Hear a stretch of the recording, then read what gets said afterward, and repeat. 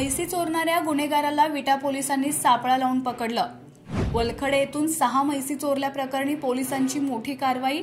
सागर पाटोळे या वेजेगाव येथील सराईत गुन्हेगाराला अटक। पोलीस निरीक्षक धनंजय फडतरे यांच्यासह विटा पोलिसांचं सर्वत्र कौतुक।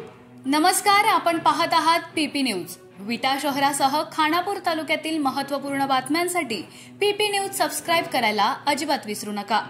खानापूर तालुक्यातील वलखडे येथील राजाराम यशवंत जगदाळे यांच्या शेतातील गोठ्यातून 23 मार्च सायंकाळी ते 24 मार्च 2025 रोजी मध्यरात्रीच्या सुमारास तब्बल 6 म्हैशी चोरीला गेल्याबाबत विटा पोलीस ठाण्यात गुन्हा दाखल करण्यात आला होता।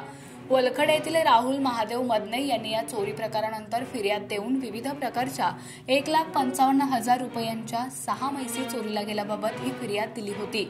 यानंतर या चोरीच्या गुन्ह्याच्या तपासाच्या अनुषंगाने विटा पोलीस ठाण्याचे पोलीस निरीक्षक धनंजय फडतरे यांनी गुन्हे प्रकटीकरण पथकास याबाबत तातडीने यंत्रणा लावण्याच्या तपासाच्या सूचना दिल्या।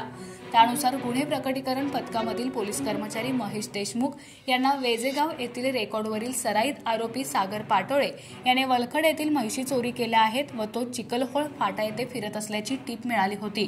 त्यानंतर गुन्हे प्रकटीकरण पथकामधील अंमलदार यांनी आरोपीच्या मागे सापळा लावून ताब्यात घेतलं।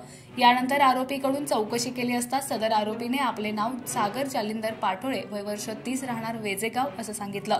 यानंतर सागर पाटोळे याला ताब्यात घेऊन पोलिसांनी कसून चौकशी केली असता सागर पाटोळे याने वलखडे येथील राजाराम यशवंत जगदाळे यांच्या शेतातील गोठ्यातून म्हैशी चोरी केल्याबाबत कबुली दिली।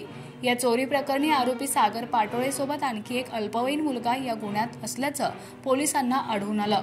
यानंतर पोलिसांनी चोरी केलेल्या म्हैसी ताब्यात घेऊन त्या 6 म्हैसी मूळ मालकाला परत दिल्या। एकूणच पोलीस निरीक्षक धनंजय फडतरे यांनी टीमने केलेल्या या उत्कृष्ट कारवाईचे परिसरातून कौतुक होते।